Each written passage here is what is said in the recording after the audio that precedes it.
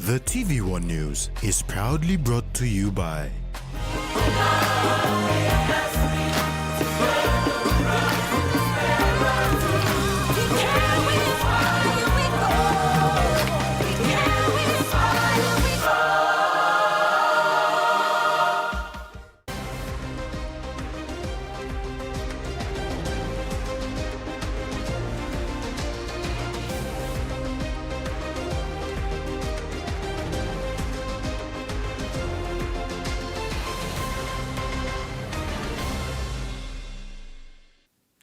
Hello, I'm Rex Litter with Friday's News.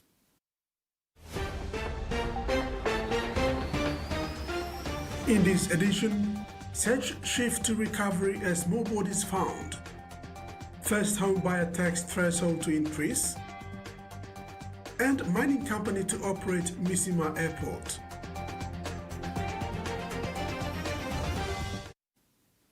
Six bodies have been retrieved from Angan and Upuas in the Tigat Group of Islands and transported to Kavieng Morgue at 9:50 p.m. last night, bringing the total bodies retrieved to 8.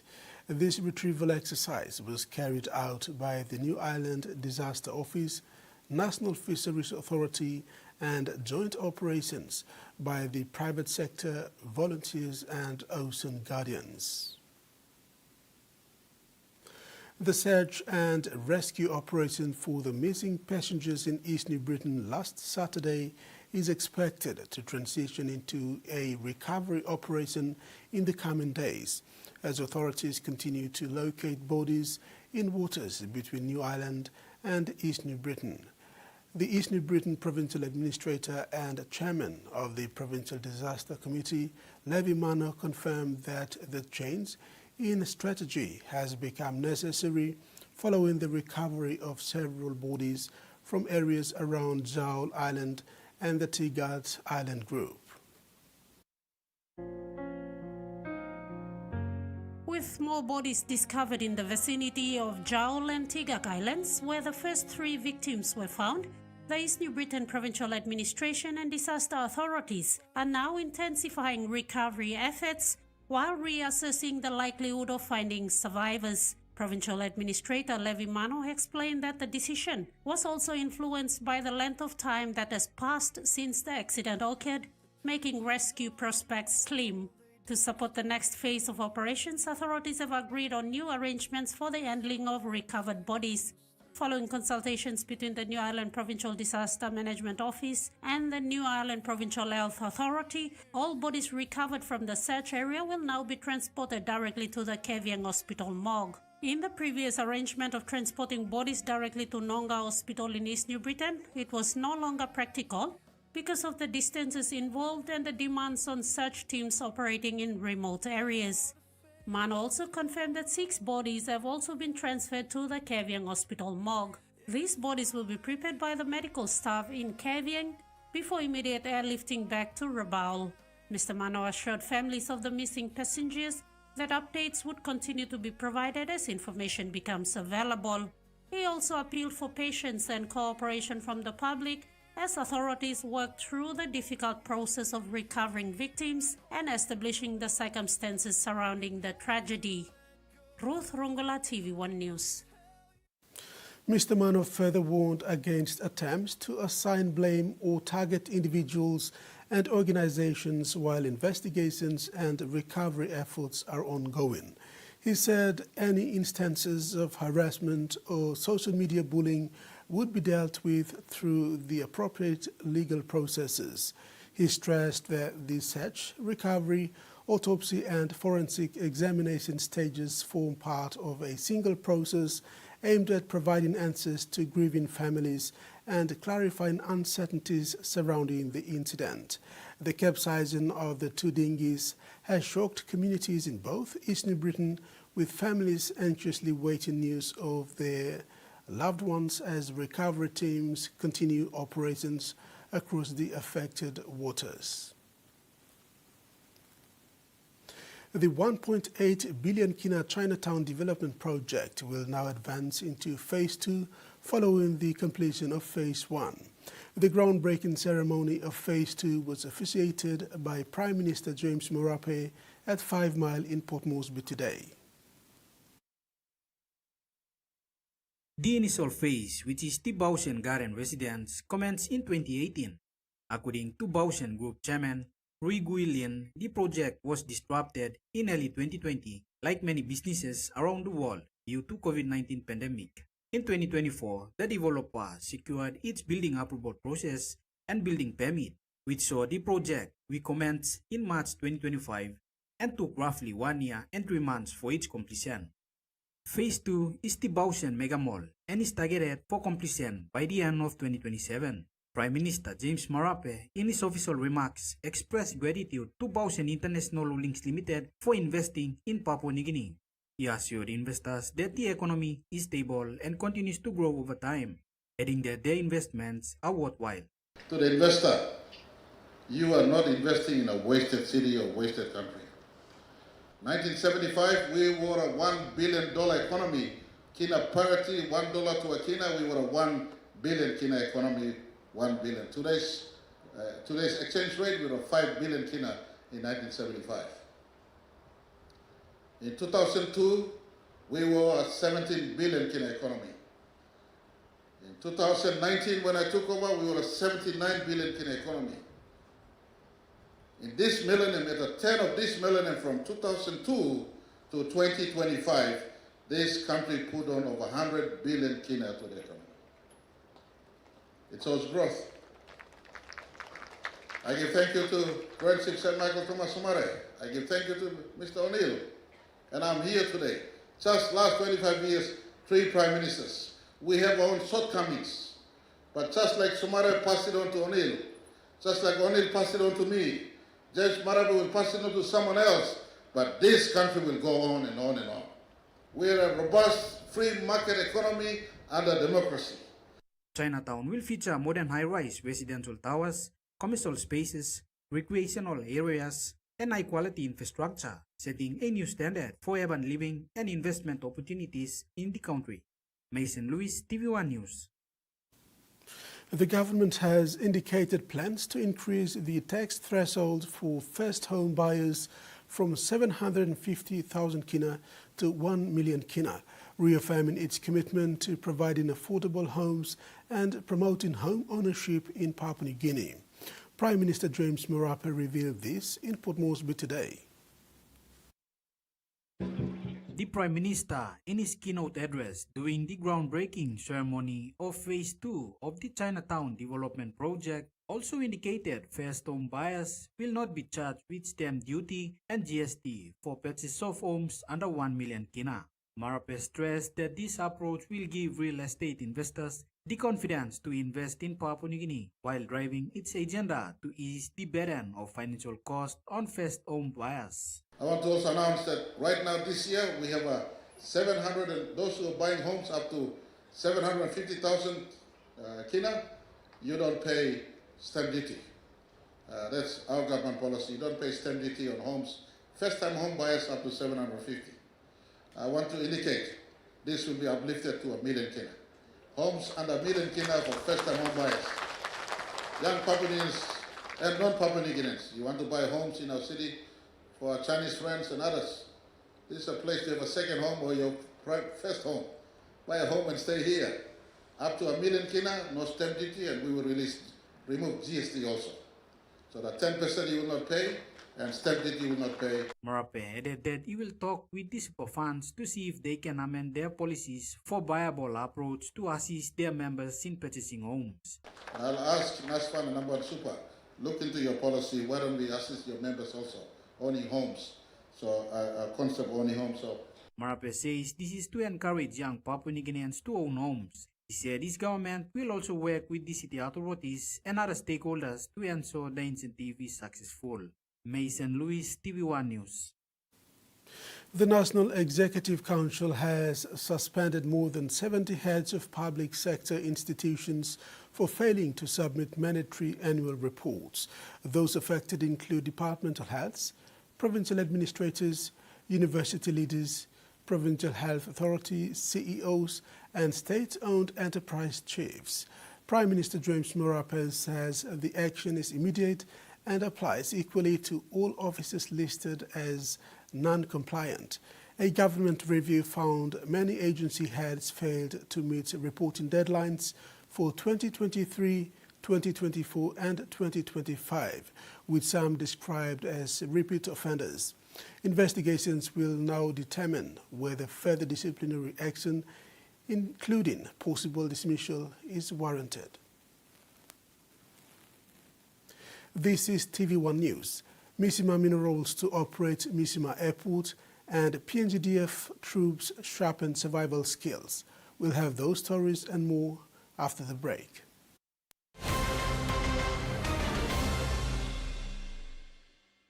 Banking doesn't have to be complicated. With PSP's One Talk Wallet, control your money wherever, whenever. Dial *131#, enter your PIN, select cash in or out, and generate a secure code to withdraw cash. It's the only wallet for cardless ATM withdrawals. Send and receive funds, pay for goods and bills, or withdraw cash with ease. All with PSP's One Talk Wallet. PSP's One Talk Wallet. Money made easy. Dial *131# today. Oh, what a game this has been. With a minute to go, it all comes down to this. And here they come. They go wide. Passes to Becky. He juggles. Kicks it. Who will get there? No Cara. He's over. What a try. All the emotions are flowing. Jubilation. Ecstasy. What a game. Use our tools and condom and one way where you can abuse him seek HIV, STI na unplanned pregnancy. Ting him. Use him condom long right way. Stop safe na look out him you yet. Use him condom all get a time. Suppose you know save long HIV status long partner blong you or suppose you got plenty partner. Use him condom good all get a time. Long haborus him seek HIV, STI na unplanned pregnancies. Use him condom banis him you yet na future blong you. This platok save ikam long National AIDS Council Secretariat. Hey PNG, get ready to brush to the beat for Colgate National Toothbrushing Day. Brush to the beat with over 480,000 registered participants this year nationwide. Brush your teeth for 2 minutes twice a day and remember to change your toothbrush every 3 months. Head over to the Colgate Pacific PNG Facebook page for more info or drop a comment and tell us a song we can brush to the beat with. Get brushing this National Toothbrushing Day with Colgate.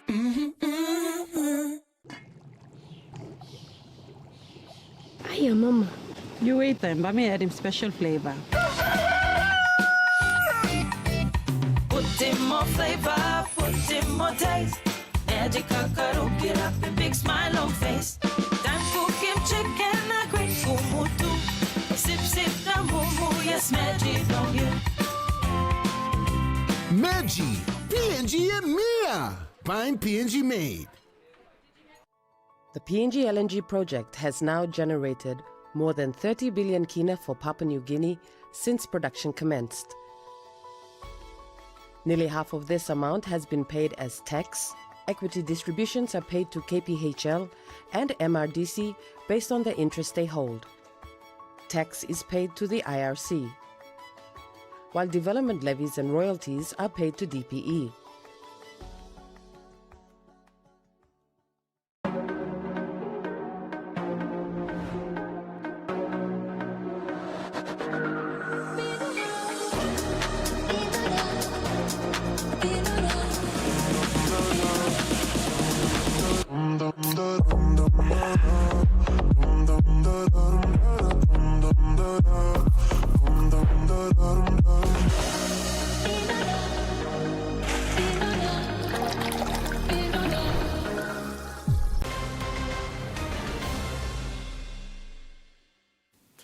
Welcome back.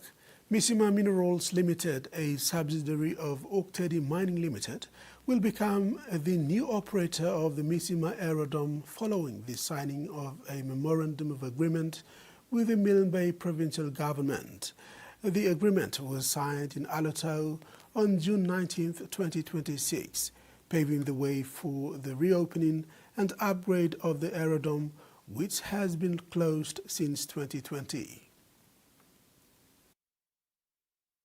Under the arrangement, Misima Minerals Limited will operate the aerodrome under a lease agreement with the Milne Bay Provincial Transport Authority while coordinating upgrade works required to restore commercial air services to Misima Island.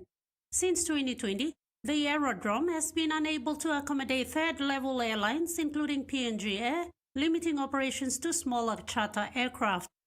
The planned upgrades are expected to enable commercial air services to return to the island, improving connectivity between Misima and mainland PNG. MML said the restoration of regular air services will support economic growth, improve mobility for residents, and strengthen the delivery of essential services, including healthcare and education across Misima and the wider Samarai Morua district. To meet aerodrome certification requirements, significant improvements will be made to the runway service and other safety infrastructure in line with standards set by the Civil Aviation Safety Authority of PNG. The upgrade program will be coordinated by MML in partnership with the Provincial Transport Authority, the National Works Department, and local contractors. Completion of the works is targeted before the end of 2026. The aerodrome project forms part of broader investments being undertaken by MML following OTML's acquisition of the Misima Gold project from Kingston Resources in May 2025. MML has already begun implementing enabling infrastructure projects aimed at supporting both local communities and future mine development activities on the island. Ruth Rongola, TV1 News. Personnel from the Papua New Guinea Defence Force have joined military partners from 7 nations in a combat survival course in North Queensland, Australia. The training tested participants' ability to survive, evade and operate in challenging tropical environments under realistic field conditions.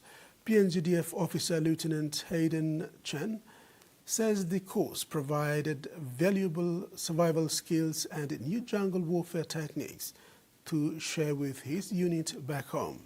The multinational exercise also strengthened cooperation and interoperability between Papua New Guinea and its regional defense partners. As the former Minister for Coffee, William Bando, takes the helm at the Immigration Ministry, one area of interest he intends to look into is the reciprocal visa arrangements with partner countries, something he says is long overdue. He is looking forward to continue the work left behind by the outgoing Minister and Deputy Prime Minister John Rosso. Former Coffee Minister and member for Korobale Kopiago, William Bando, was welcomed to the new ministry on Wednesday when the outgoing Minister and Deputy Prime Minister John Rosso not just verbally handed over the ministry, but presented him with the handover notes as well. All the reports that I've received, Minister Bando has done an excellent job in coffee. He's done an excellent job in coffee. I am certain that the same enthusiasm and professionalism that he will bring to the table here at immigration, taking over from the job that is still outstanding, and he will work very closely, bringing that same tenacity and professionalism to the immigration department and immigration ministry. I'm very confident of that, so I can assure the minister, the staff here at immigration, that you have a good minister appointed that will continue the good work. I'm very honest about that. Rosso further outlined some of the achievements they made during his 3-year tenure. In the last 3 years, I've deported nearly 600 people for visa abuse, and that should be always maintained. My firm view is that when you come to our country, do business. We welcome you. Do business and follow our law. We will not go to your country and break the law. Incoming Minister William Bando acknowledged the reshuffle that has landed him in this ministry and gave his utmost commitment to continue the good work started by Rosso. All I have to say is I'm not here to undo anything that's been done. I'm only here to continue the good work our DPM has done together with yourselves. He also indicated an area in immigration he is passionate about, and that is the reciprocal visa arrangements. At the outset, particularly on the reciprocal visa arrangements with our bilateral partners, is an area of my interest. It's something that we all need to work together. I think DPM, you've started some work on it, and this is a sovereign country. And if we have to give visa on arrivals to our bilateral partners, then that must be reciprocated, whether for the diplomats or whether for business visitors or for bona fide tourists for that matter. Bando will serve in this ministry for the next 8 months before they add into the elections next year. Ruth Rongala, TVWAN News. Steamships has announced a 100 million kina investment to modernize Pacific towings, fleet and strengthen maritime training in Papua New Guinea. The package includes 70 million kina for 2 new state-of-the-art tags, Pacific Responder and Pacific Resolute, expected to arrive within the next 2 months. A further 30 million kina will fund fleet upgrades, dry docking and maintenance to improve safety, reliability and operational performance. Steamship says the investment will also support local seafarers training and help build PNG's next generation of maritime professionals. The Department of Education today marked a historic transition as outgoing Minister Lucas Dekena formally handed over leadership to his colleague Member of Parliament from Chimbu, Francis Yune, who is the new Education Minister.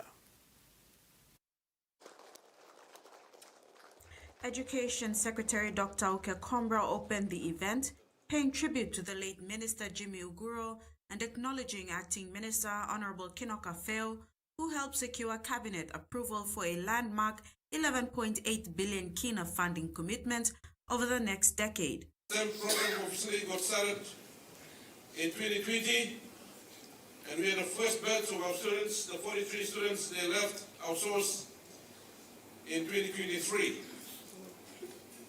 Under the watch of our former minister, we were able to send 2 more batches of students. And we have now, at the moment, have a total of 350 students studying in the United States, in India, in China, in Malaysia, and in Fiji, and also in Australia.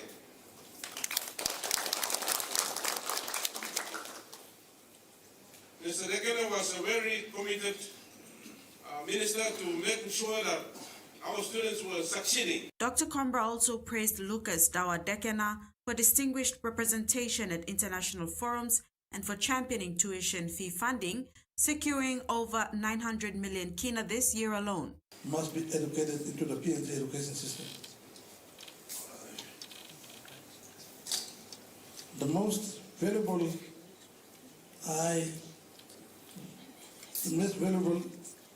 but the cost may be very high, but we must be genuine, bite the bullet, and invest in our children's future. Ongoing training be budgeted for and enforced to equip our students, our teachers, with the necessary knowledge. The new Minister Francis Yune pledged to strengthen education outcomes through strategic leadership and total quality management. Children or child develops early essential reading, writing, and mathematical skills, and are educated to fear God and value and live Christian values. Teach quality, teachers quality and welfare, enhancing continuous professionalism, development, support system, and working conditions for our teachers. Must be better than ever before. They must be safe well in their workplace. Lord, here at Wekeni. So our welfare of teachers is very important. It's one of the priority that we was settled on. And the teaching as well. The new minister now takes charge of one of the government's largest agencies with a clear mandate to deliver reforms and strengthen education for all Papua New Guineans. Jasmine Rajak, TVWAN News. And the market report. The kina closed unchanged at $0.2271 US in the interbank market. At Bank South Pacific, our kina was buying $0.2196 US, at 0.3117 Australian dollars, 0.1851 euro, and 35.76 Japanese yen. Looking at commodity prices at New York closed, palm oil, crude oil, and copper closed higher, while gold, coffee, and cocoa closed lower. And on the stock market, the Dow Jones closed lower, ASX closed lower, and all ordinaries closed lower as well. TV1 News continues when we return. Stay with us.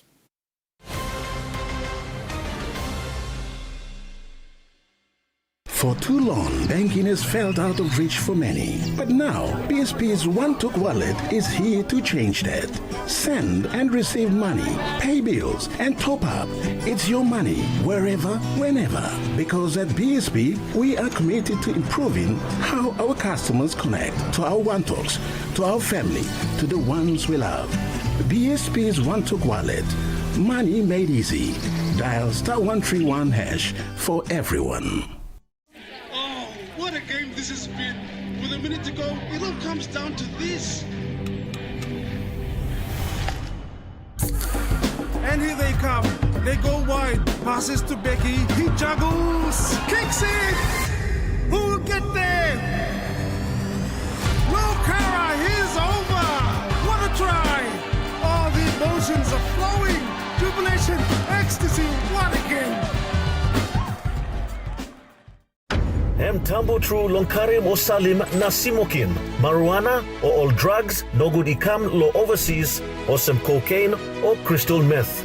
Nupla law or likolim Controlled Substances Act 2021 by making sawe lo you lo baim court fine enough money mark enough lo 2 million kina or go life year calabus. This platok sawe ikam long National Narcotics Bureau.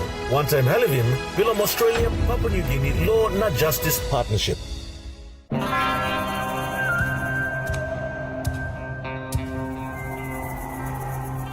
Show the dishes who's boss.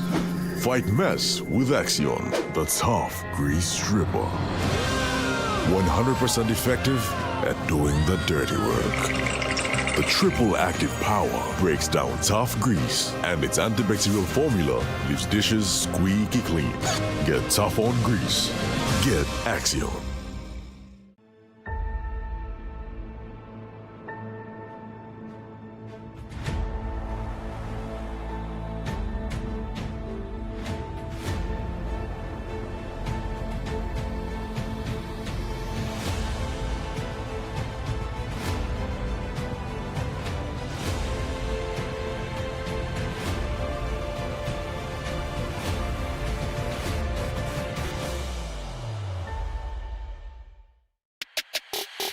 You have to meet my best friend. She's the sweetest.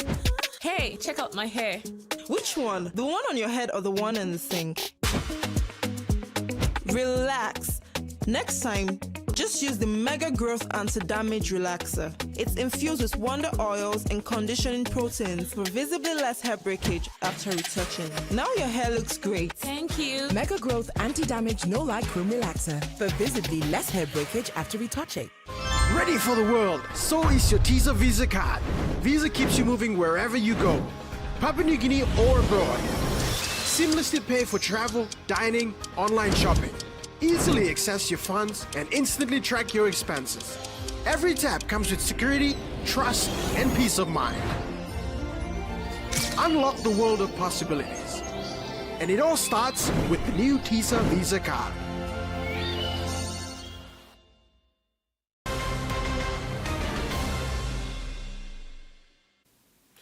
Thanks for staying with us. Several artists from the Pacific have given their views about the use of artificial intelligence in the music industry. Shazi, a music wizard from the Solomon Islands, Veganats and Troublesome shared their views recently.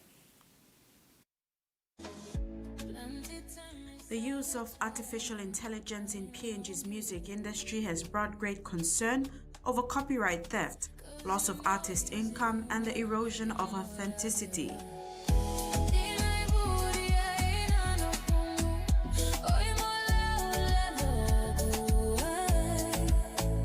Several regional Pacific singers in a conference this week shared that there are pros and cons to the use of AI in music. In the Solomon Islands, even Troublesome, we signed up with Royalty Music Group, RMG, in Australia. And they gave us 75% and they look after 25%, which is huge. And we're actually seeing money every month. It's a monthly payment.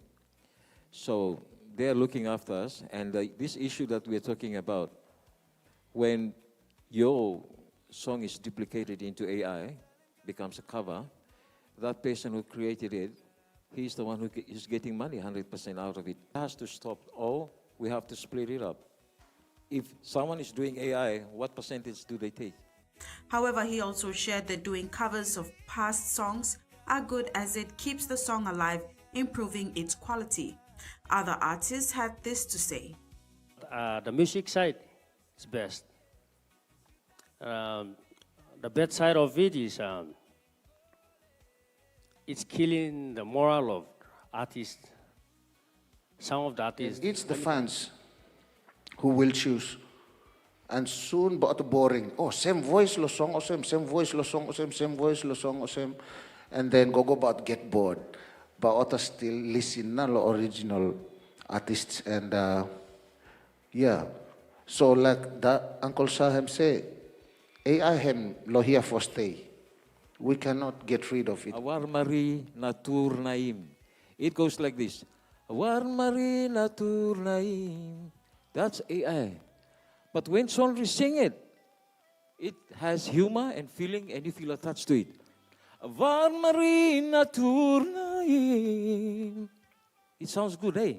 So that's the difference between AI and actuality with human voice.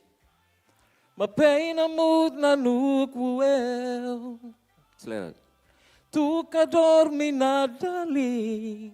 You make me lo behind ni mil. Sekarang mi ko po. Jasmine Jack, TVWAN News. Meantime, Shazi is collaborating with several Papua New Guinean musicians and is set to release some new songs soon.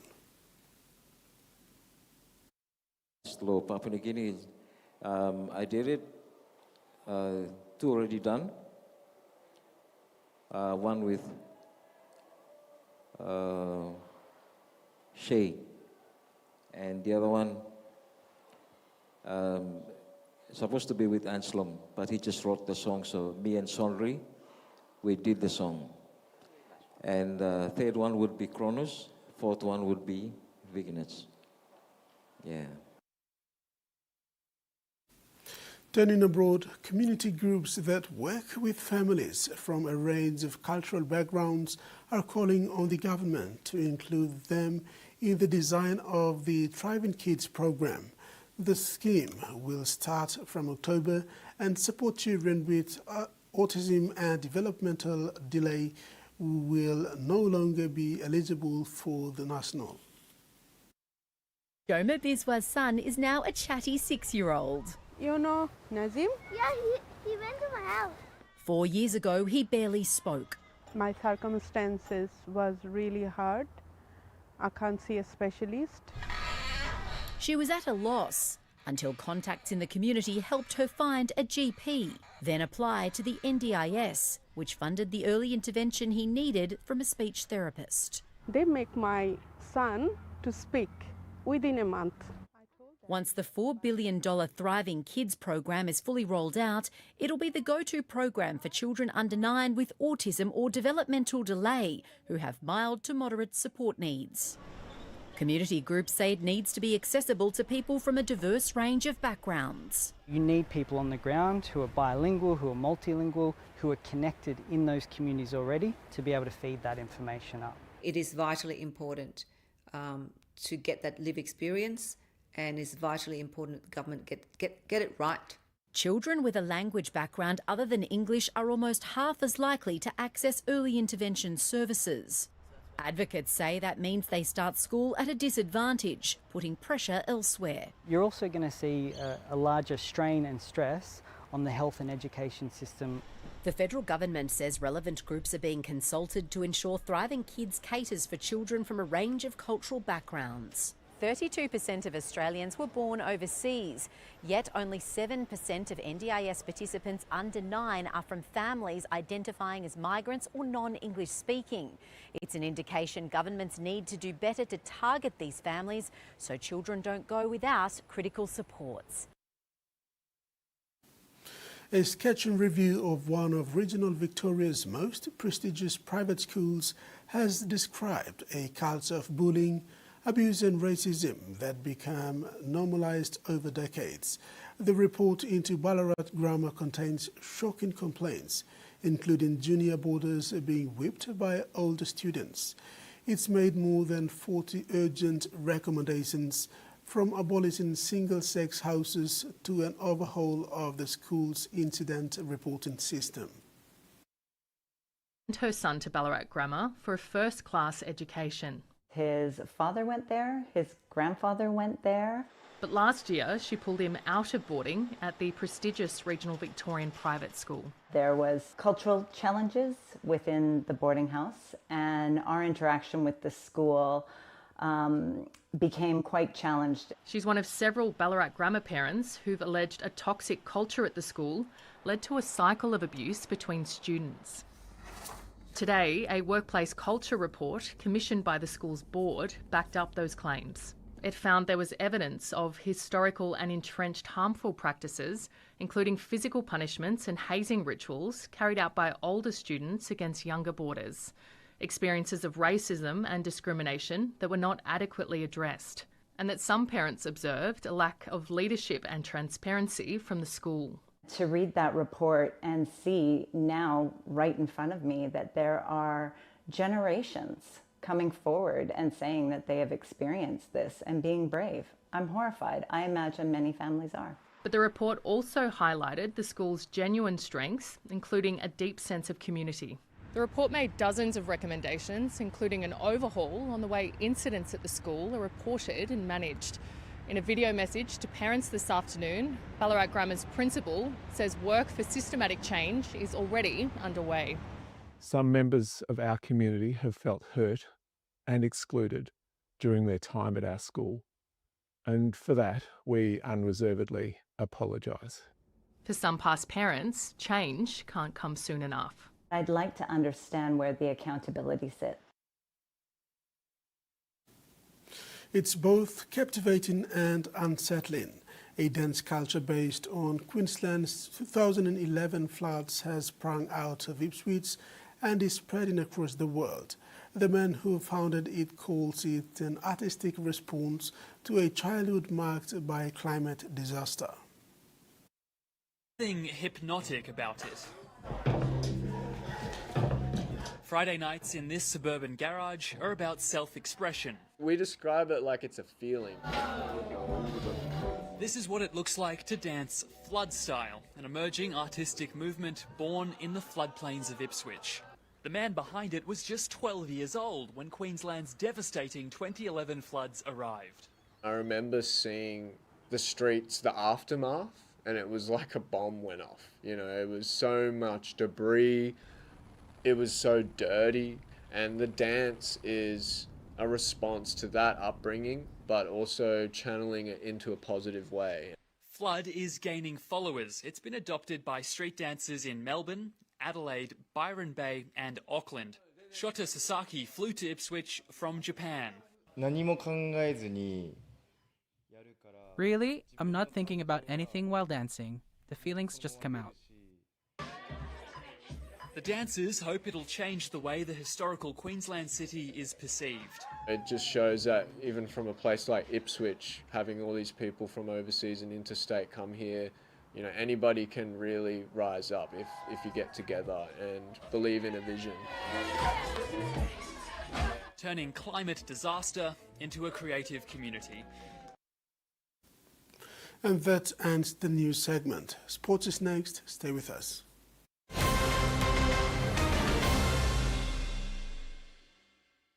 Always on WhatsApp? Then this is your style of banking with TISA. Check your account balance or even chat with a TISA Bank agent. Get started today by following these simple steps. 1. Save TISA Bank's official WhatsApp number in your phone. 2. Open WhatsApp and send a simple hi. 3. Follow the menu to start banking. It's that easy. TISA Bank. Banking on change. Hem tambo tru lonkarim o salim na simokim. Marijuana or all drugs no good ikam lo overseas or some cocaine or crystal meth. Nupla law or likolim Controlled Substances Act 2021 by making sawe lo you lo baim court fine enough money mark enough lo 2 million kina or go life year calabus. This la talk sawe ikam long National Narcotics Bureau. One time Halivim, Willem Australia, Papua New Guinea Law na Justice Partnership. Life is about making memories, sharing new adventures. Go beyond the familiar. Don't let bacteria hold you back from experiencing the world.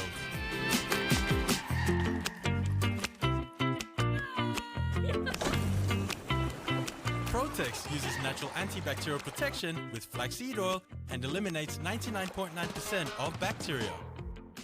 Free yourself. Go beyond with Protex. He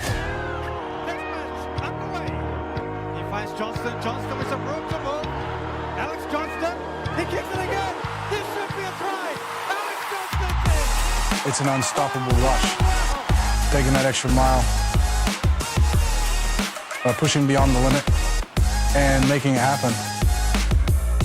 Fueling the passion for rugby and empowering the next generation. Feel the power. Now Stewart again through the dummy, right up the middle. Easy as that. Dragons level the score. Puts Fafita away. Fafita's going to go himself. Finds Paxton. Paxton onto the field. The tackle. Fafita doesn't get up in space again. He's going to pin the ears, straight himself. He's going to burn it for the second time this afternoon. Started stepping. Linking up here with Trindle. The floating pass is absolutely gorgeous.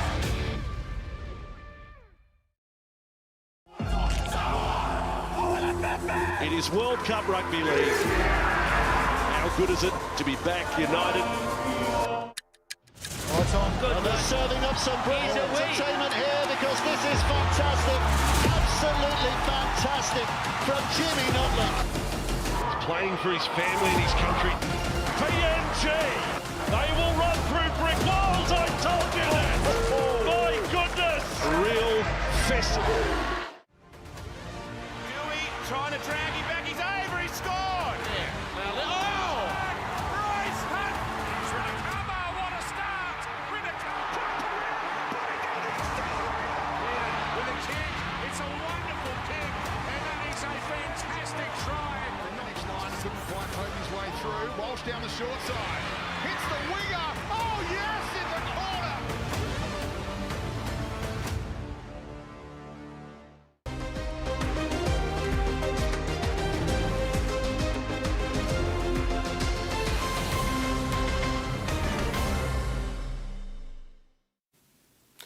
Team PNG athletes have received a warm welcome from Papua New Guinea's High Commissioner to the United Kingdom, Betty Palazzo, ahead of the Glasgow 2026 Commonwealth Games.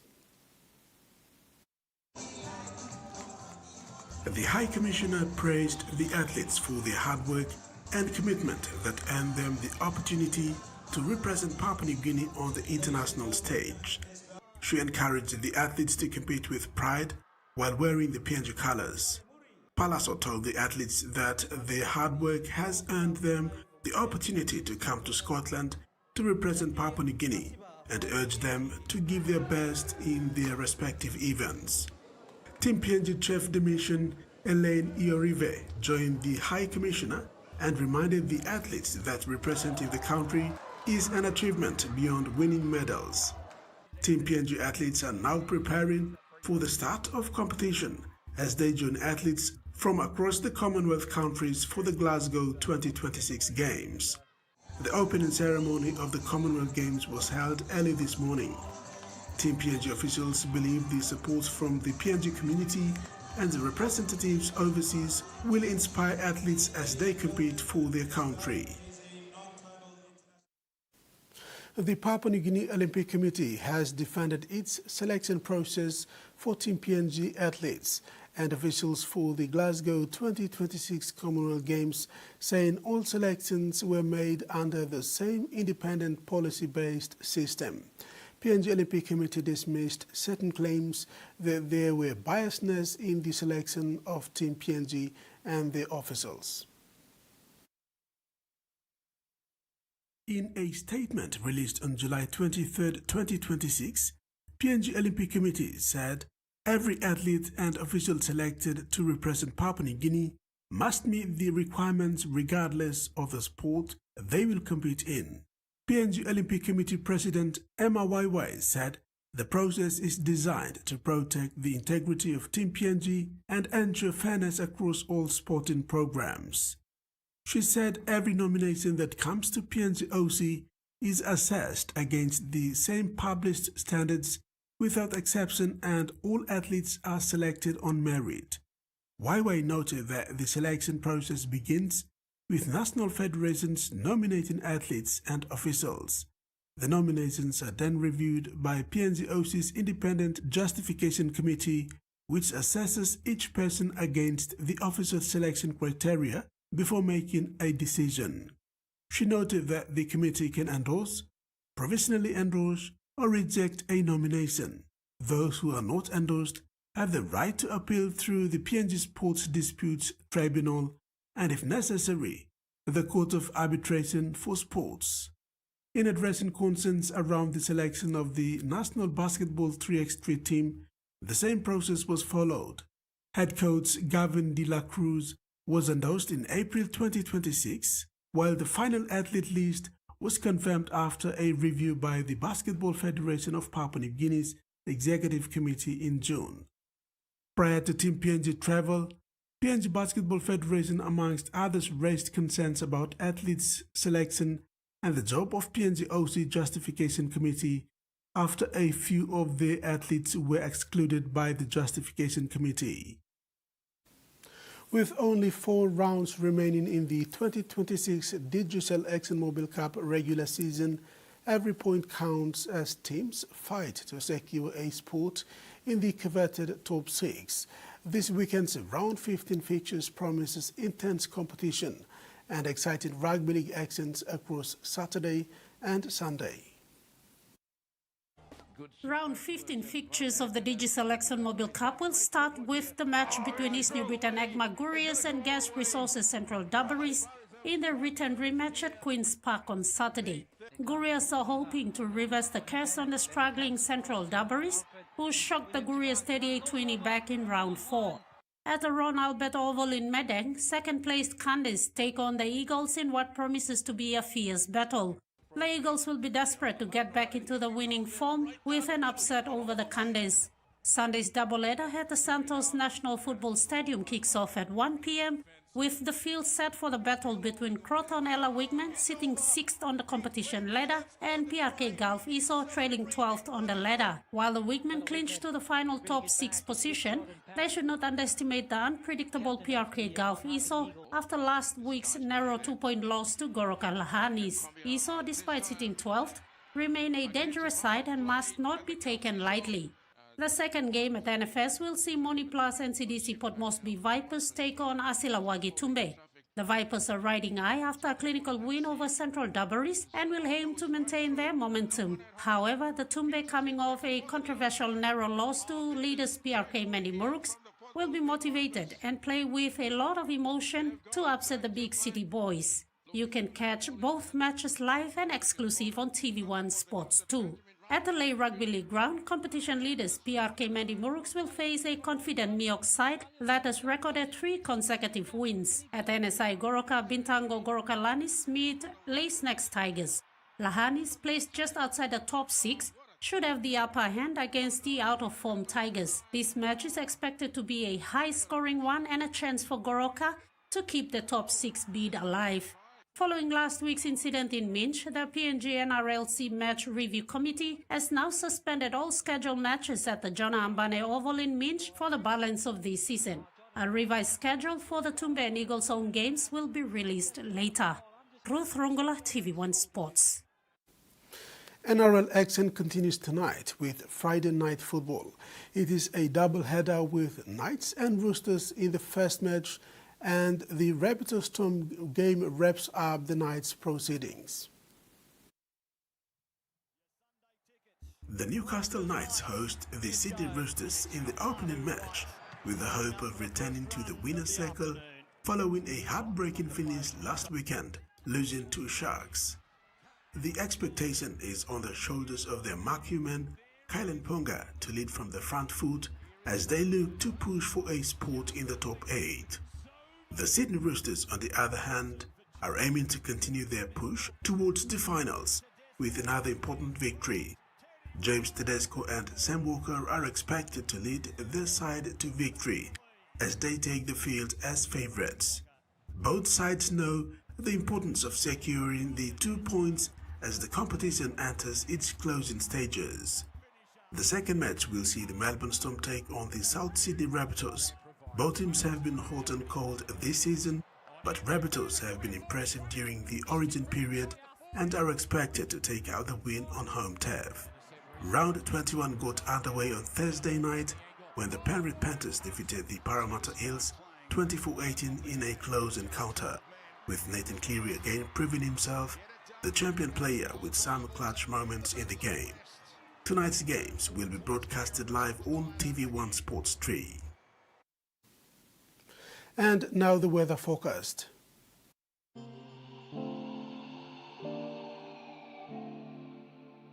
In regional forecast, southern Port Moresby, Kerema and Poponeta mostly clear skies.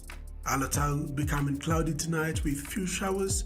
Momase, Lay partly cloudy skies mostly fine. Wewak and Vanimo partly cloudy with showers, rain drizzles. New Guinea Islands, Kavieng and Kimbe mostly clear skies. Kokopo, Rabaul and Buka mostly clear skies with windy conditions.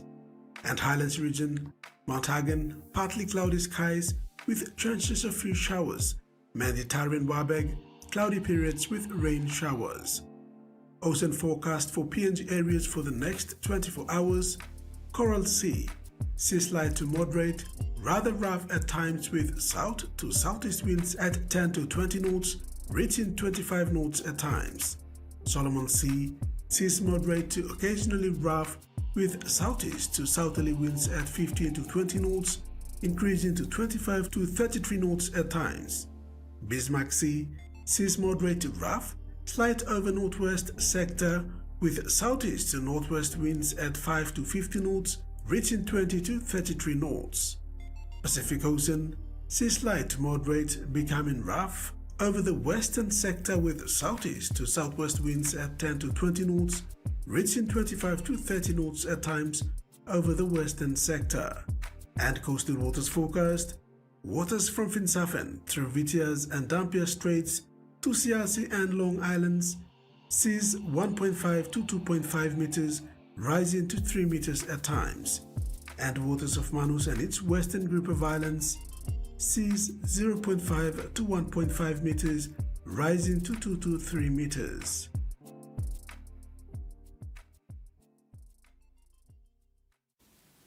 And that ends another edition of TV1 News. Have a top weekend. Good night.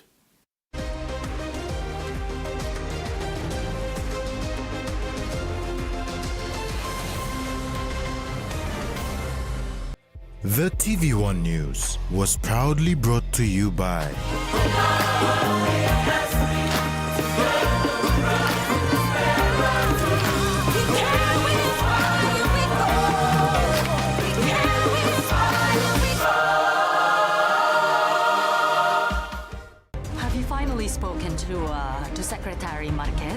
didn't, Grandma, but I was able to speak to her son, Marcelo. Grandma, do you know what I saw? He also had a cigarette burn mark right here. Do you mean the same mark that Vincent had? The one who also went missing at the same time as Junjun? That's right. Let's meet ASAP. This is what we've been waiting for. The person I sent is already there. He'll give you all the intel about Dexter Tienza. We traced it because of his mistress.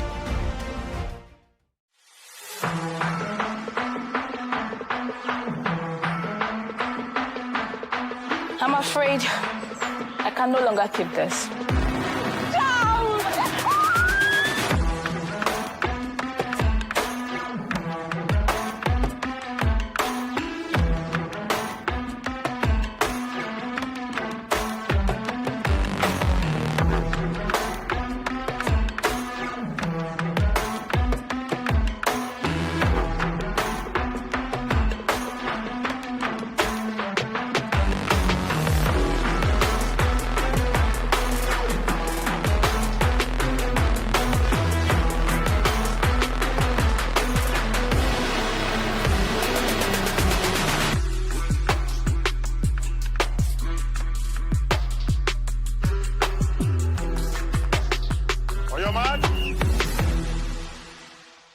Let's go. Yeah, this song is dedicated for all them PNG people out here. Yeah. Yes, sir.